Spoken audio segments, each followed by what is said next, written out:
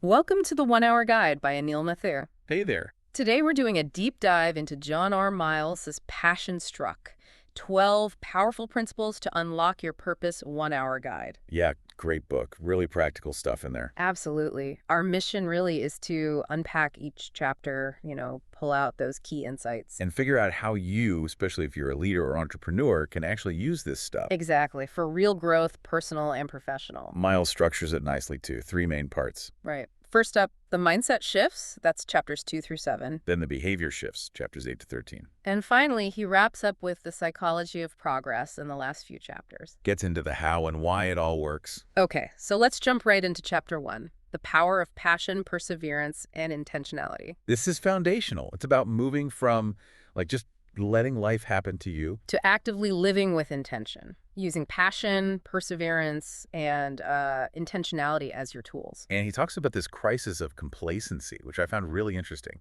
Me too. This idea that you can tick all the boxes society sets out. Job, house, whatever, Mm-hmm. but still feel, unfulfilled, empty almost. It really makes you question those standard definitions of success, doesn't it? Totally. And he gives us that formula. Remember, self-realization equals, Passion times perseverance times intentionality. boom. Simple, but powerful. It's not just one thing, it's the combination. And the transition points idea, those small choices. Yeah, the micro decisions, What?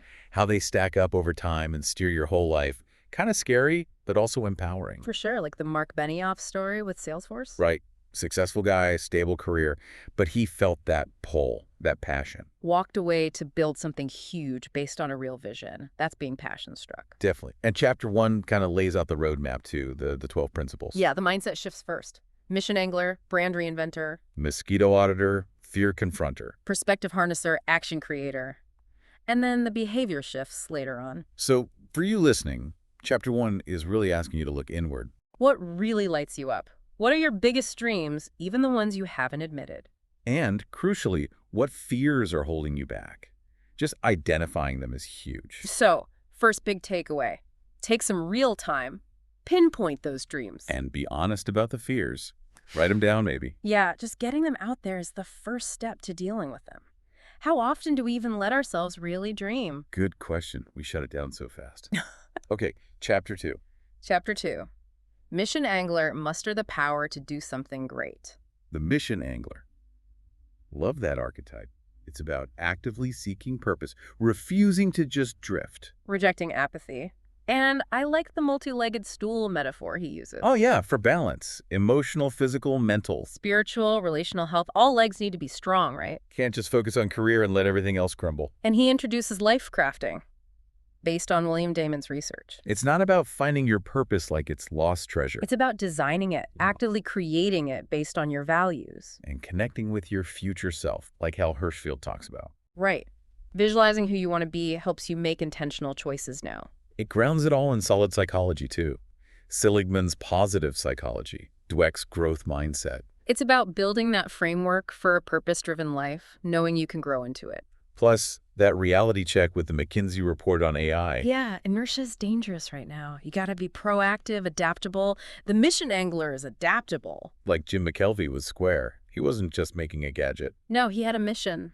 Empower small businesses. That drove everything. So, the takeaway for you from chapter 2, dig deep. Ask yourself, what problem am I really trying to solve? Not just at work, but bigger picture. What legacy do you want to leave? Start drafting that personal mission statement, even a rough draft. Just start writing. It's about shifting from what can I get to what can I give. Exactly. Okay, chapter 3. Brand reinventor, never being afraid to reinvent yourself. This is all about adaptability, having the guts to reshape yourself. And he calls out comfort as the enemy here. Yeah, getting too comfortable stops you from changing, even when you need to. It's a trap. So you need that honest self-analysis he talks about. Looking hard at your goals, beliefs, strengths, weaknesses, no sugarcoating. And Katie Milkman's research on fresh answers starts using those moments, like a new year or a birthday, to kickstart change. Like Dwayne "The Rock" Johnson, that's a prime example. Totally. From football to wrestling to global movie star, constant reinvention. But it wasn't just random. Miles stresses finding the why behind it. It needs to be deep. He lists himself, Benioff, Gary Vee, McKelvey, lots of examples of people who didn't stick to one script. And those 4 steps for reinvention are gold. Right. Ditch comfort. Dismantle old beliefs. Commit emotionally. Stay resilient. So for you listening, what's an outdated belief or identity you're still hanging on to? Something you need to shed, and then visualize that future self. Really see it, feel it. Who do you want to become? Decide it, don't just drift into it. Oh, wait, Chapter 4. This title. Mosquito auditor, avoid the most dangerous animal on the planet. Huh. Yeah, it grabs you. But it's a great metaphor for weeding out negative influences. It's not always the big, obvious threats, the sharks. It's the little, annoying, draining things, the mosquitoes. He breaks them down too, the bloodsuckers, Yeah, the boundary violators. The invisible suffocator. the negative doubters, And the pain in the up. Yeah, those consistently draining people. So you need to do a mosquito audit. Mm-hmm. Look at people, activities, routines. Where are you getting drained? And it's not just about cutting out the negative.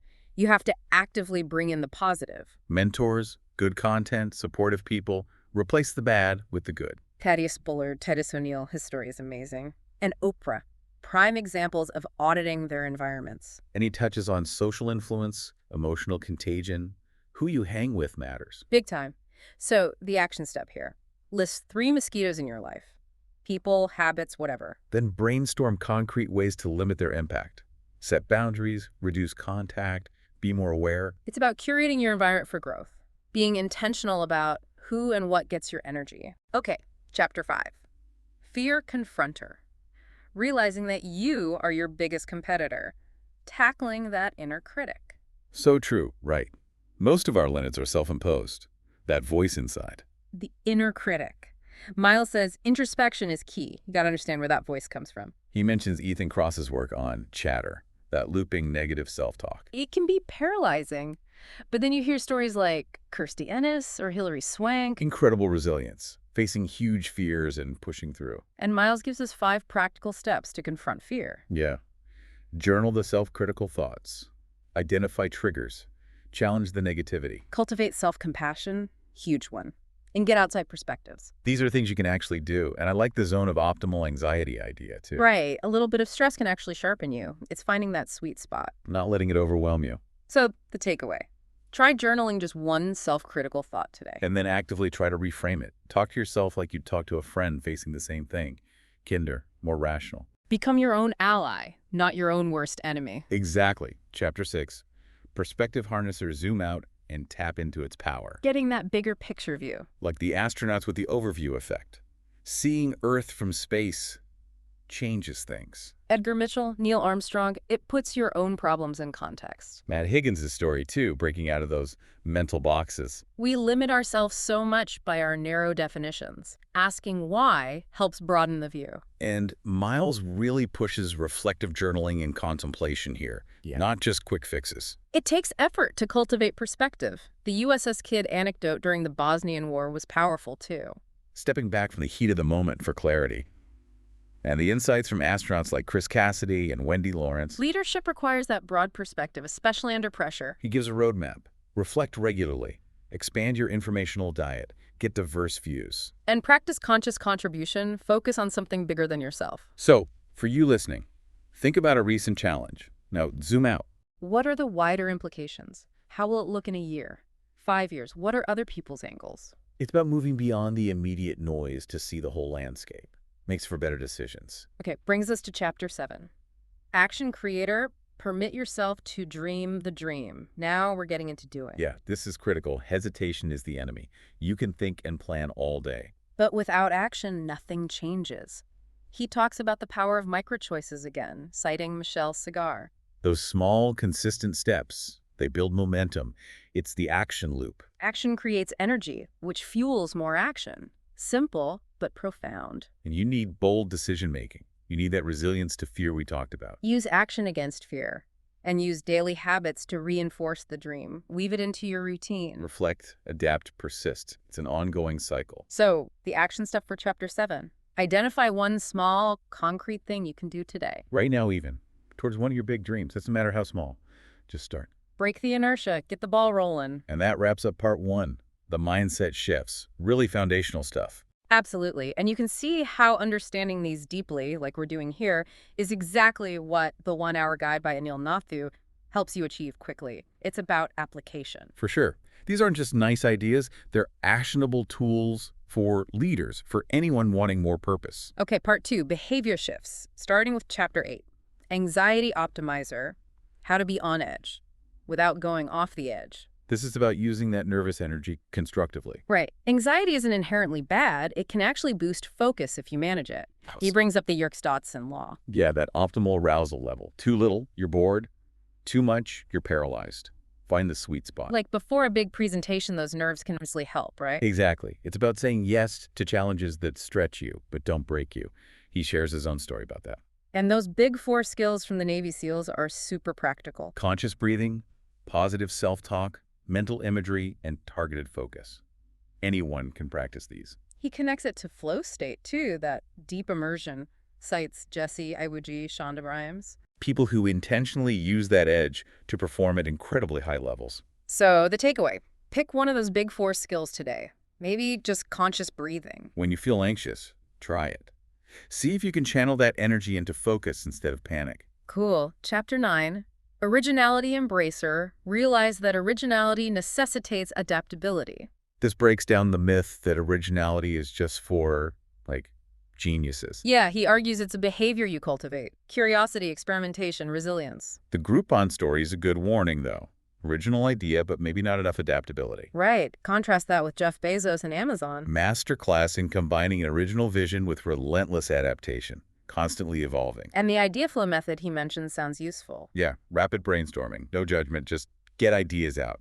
Unlocks creativity. And reframing failures as learning opportunities, crucial for staying innovative. So the action step. Try that first step of idea flow today. Pick a challenge. Set a timer for a few minutes, brainstorm wildly, no bad ideas, just flow. Give yourself permission to think way outside the box. Okay, chapter 10, boundary magnifier. Understand that sometimes being right means being alone. This one's tough but important. Standing by your convictions, even when it's unpopular. Yeah, it acknowledges that passion-struck people might feel isolated sometimes. That's okay. It's often the price of progress. Steve Jobs is a classic example, right? Unwavering vision. Miles shares his own Dell story, too, advocating for what you believe in despite resistance. And warning against those blood-sucking mosquitoes, again, reinforces the need for strong boundaries. Protect your energy. The 5 steps to becoming a boundary magnifier are really helpful. Identify core values, apply them consistently, plan how to uphold boundaries, commit, and prepare for pushback. It's a clear framework. So, the takeaway, identify one core value. Then think about a recent time you may be compromised on it. What could you have done differently to stand firm? It's about aligning actions with beliefs consistently, even when hard. Chapter 11. Outward inspire, speak, or act with your feet. Leading by example. Actions speak louder than words, right? Yeah. Basic, but so often forgotten. Consistent ethical behavior builds trust way more than fancy speeches. Jay Skibinski's story illustrates that. And that Churchill quote, behavior never lies. Perfect. Authenticity comes from that alignment. The 5 action steps Miles gives are solid. Lead by example, listen actively, own mistakes. Support others, and constantly reflect and realign with your values. Practical stuff. So implementation. Pick an area where you want to inspire others. Then what's one small action you can take today that demonstrates the value you want to instill? Walk the talk. Let your actions do the inspiring. Chapter 12. Gardener leader practice eyes on, hands-off leadership. Love this metaphor. Me too. It's about creating the right environment for people to grow, not micromanaging them. Nurture the soil, provide sun and water, but let the plants do the growing. Empowering. Larry Stone, General McChrystal. Examples of leaders who trusted their teams, fostered ownership. Drives better results in the long run. The 10 steps to becoming a gardener leader cover a lot of ground. From self-reflection on your style to measuring team impact. Comprehensive. So, the takeaway. Find one task you tend to micromanage. Today, consciously delegate it. Step back. Trust your team member to handle it. It's about empowering others and fostering their growth through autonomy. Okay, last one for part 2, chapter 13. Conscious engager. Keep the main thing the main thing. Focus. That Stephen Covey quote sums it up perfectly. Resisting distractions, zoning in on what matters. Miles contrasts unconscious, reactive living with deliberate, conscious engagement. Big difference. And the 3 principles, self-protection versus intentional growth, anticipation, emotional independence, give it depth. The 5 steps to becoming a conscious engager are very practical too. Identify your main thing, prioritize ruthlessly, practice focus, eliminate distractions, get an accountability partner. Lincoln, Churchill examples of intense focus on the mission. So the action step, what's your absolute number one main thing for today? Block out time for it. Shut down distractions. Give it your full attention. Be intentional with your time and energy. So valuable. And that wraps part 2, the behavior shifts. Powerful actions when combined with the mindset work. And again, this shows how useful the 1-Hour Guide by Anil Nathu is for quickly getting these concepts and putting them to work. Definitely. It's all about deliberate action, positive relationships, and empowering leadership. Okay, part 3, the psychology of progress. Chapter 14, the 5 transition points on the journey to becoming passion-struck. This reframes growth as a journey, not a destination.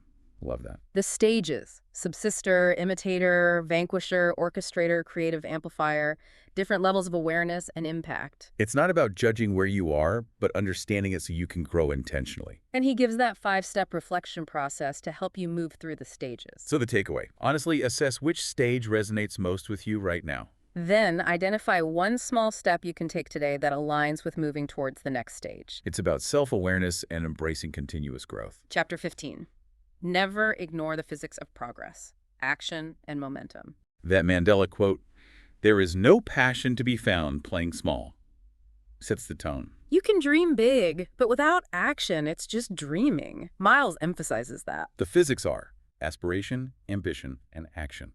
Simple formula. And he gives a 6-step process to apply it, makes it concrete. So the implementation, pick one big goal, break it down into the tiniest possible first step you can take today. Just do that one thing. Build momentum. Overcome that initial inertia. Small actions lead to big results. Absolutely. Chapter 16, perfecting the bee and turtle effect by dreaming big and planning small. Balancing vision and execution. Great metaphor. The busy bee doing the daily work, the steady turtle with the long-term plan. Need both. Elon Musk, Steve Stone, examples of balancing that short-term hustle with long-term vision. The 6-step cycle, Miles, provides analyze, prioritize, ignite, execute, measure, renew, keeps it going. It's an adaptable framework. So the takeaway for you, think about a big long-term goal. What's one specific bee-like task you can do today that directly serves that turtle-paced vision? Integrate the daily grind with the grand vision. Chapter 17. Unleash intentionality. Ignite your path to meaning and fulfillment. A call to live deliberately. Avoid that trap of just going through the motions, transactional living. The 4 steps he gives are powerful. Deliberate action, like Michael Phelps. Power of purpose, like Stephen King. Collaboration, and the power of micro-choices again. It's about shifting from passive reaction to conscious intention. So the action step. Find one area where you feel you're on autopilot. Today, make one conscious choice in that area that aligns better with your values or purpose. Just one. Actively choose, don't just react. And finally, Chapter 18. Step into your sharp edges every day. The concluding call to embrace discomfort for growth. That Rosa Parks quote, "Clarity diminishes fear." Powerful. The 4-step framework for intentional living focuses on action over thinking. And overcoming comparison, huge. Focus on significance, not just success. A great final message. So the last, maybe most important takeaway, identify one sharp edge. Something that makes you uncomfortable, something you've been avoiding. Decide to step into it today, even in a small way. Build that courage muscle. Keep growing through intentional action, even when it's tough. Wow, we covered a lot. That's the essence of Passion Struck. It really is an incredible framework. Hopefully, this deep dive gave you a solid grasp of the core ideas and tons of actionable steps. And it really shows the power of the 1-Hour Guide by Anil Nathu for making these principles accessible and ready to use. Yeah, the key theme is clear. Becoming Passion Struck is an active process. Mindset shifts plus deliberate action. Thank you for joining us today. Buy the book at the 1-Hour Guide website for more business insights. And that final thought to leave you with. What sharp edge will you intentionally step into today to move one step closer to living your most purposeful life?